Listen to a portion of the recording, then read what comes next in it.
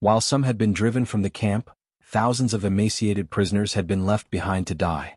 88 pounds of eyeglasses, hundreds of prosthetic limbs, 12,000 pots and pans, 44,000 pairs of shoes. When Soviet soldiers poured into Auschwitz in January 1945, they encountered warehouses filled with massive quantities of other people's belongings. Most of the people who owned them were already dead, murdered by the Nazis in the Holocaust's largest extermination and concentration camp. But though the camps that made up Auschwitz seemed silent and abandoned at first, soldiers soon realized they were filled with people. Thousands of them, left to die by SS guards who evacuated the camps after trying to cover up their crimes. As they saw the soldiers, the emaciated prisoners hugged, kissed and cried. They rushed toward us shouting, fell on their knees, kissed the flaps of our overcoats, and threw their arms around our legs, remembered Georgii Elisavetsky, one of the first Red Army soldiers to step into Auschwitz. After 5 years of hell, Auschwitz was liberated at last.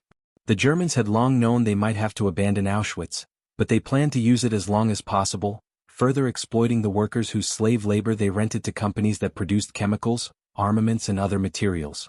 By late 1944, they were still unsure if the Allies would make it to Auschwitz. As they waited, they moved forward with a preliminary evacuation, even founding a new subcamp at a steel mill. Even as they waited to determine if a mass evacuation was needed, the Germans began to destroy evidence of their crimes. They murdered most of the Jews who had worked in Auschwitz's gas chambers and crematoria, then destroyed most of the killing sites. The destruction didn't end there. The Germans ordered prisoners to tear down many buildings and systematically destroyed many of their meticulous records of camp life. They also took steps to move much of the material they had looted from the Jews they murdered elsewhere.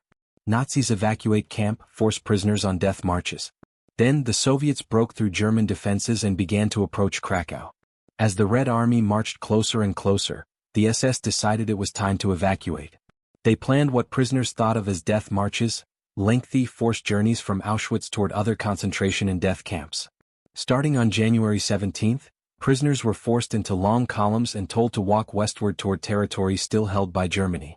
Only those in good health, a relative term in camps racked with malnutrition and disease, could participate, and those who fell were shot and left behind. The death marches, which occurred in extremely cold conditions, killed up to 15,000 prisoners. Those who remained were forced into open freight cars and shipped further into the Reich, where they were relocated to various camps still under German control. The guards who remained continued to cover up evidence, including burning warehouses full of plundered possessions. By January 21, most SS officers had left for good. Most of the 9,000 prisoners who remained at Auschwitz were in dire health. Others had hidden in the hopes they could escape. Conditions were appalling. There was no food, no fuel, no water. Some prisoners scavenged among the possessions the SS had not managed to destroy. A small group of healthier prisoners attended to the sick. A ship of Jewish refugees was refused U.S. landing in 1939. This was their fate. The more than 900 passengers of the MS St. Louis were denied entry by immigration authorities in multiple countries in the lead-up to the Holocaust. Meanwhile, the Soviets were progressing toward Auschwitz, but they had no idea the camp existed. Liberating Auschwitz was not in their orders, but when a group of scouts stumbled into Birkenau on January 27, 1945, they knew they had found something terrible. "We knew nothing," Soviet soldier Ivan Martynushkin recalled to the Times of Israel. Then he saw it, inmates behind barbed wire. "I remember their faces, especially their eyes which betrayed their ordeal," he told the Times. The scouts were followed by troops who entered the camp. They were shocked by what they saw there, piles of ash that had once been human bodies. People living in barracks that were encrusted with excrement.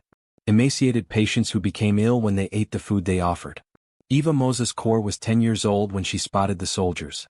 She was one of a group of hundreds of children who had been left behind, and she had endured medical experiments during her imprisonment. She remembered how the soldiers gave her hugs, cookies and chocolate. "We were not only starved for food but we were starved for human kindness." That human kindness characterized the liberation. The shocked soldiers helped set up hospitals on site, and townspeople volunteered to help. 4 months, Polish Red Cross workers labored to save the dying and treat the living, working without adequate food or supplies and helping prisoners get in touch with their loved ones. About 7,500 survived. Though some journalists visited Auschwitz at liberation, the camp did not receive the same kind of international attention that had greeted the liberation of Majdanek, the first major Nazi extermination camp to be captured during the war. But after Soviet investigators learned the true extent of the killing at Auschwitz, it soon became known as a symbol of the horrors of the Holocaust.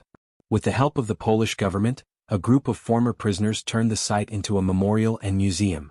Auschwitz had been the site of 1.1 million murders, and in 1947 it became the site of its mastermind's hanging. After testifying at the International Military Tribunal at Nuremberg, Rudolf Höss, the SS officer who served as Auschwitz's commandant for more than 4 years, was put on trial by Poland's Supreme National Tribunal. Most of the other perpetrators of the Holocaust denied their involvement.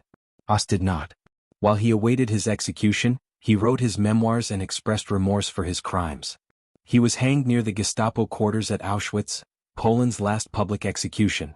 Despite the best efforts of Höss and his fellow Nazis, approximately 15% of the people sent to Auschwitz are thought to have survived. Though their numbers dwindle each year, many are still speaking out about their ordeal in an attempt to commemorate those who were murdered and warn the world about the dangers of bigotry and antisemitism. "We have not won," survivor Small Isaac told the Times of Israel, "but we have taught our grandchildren in a way that they understand what happened."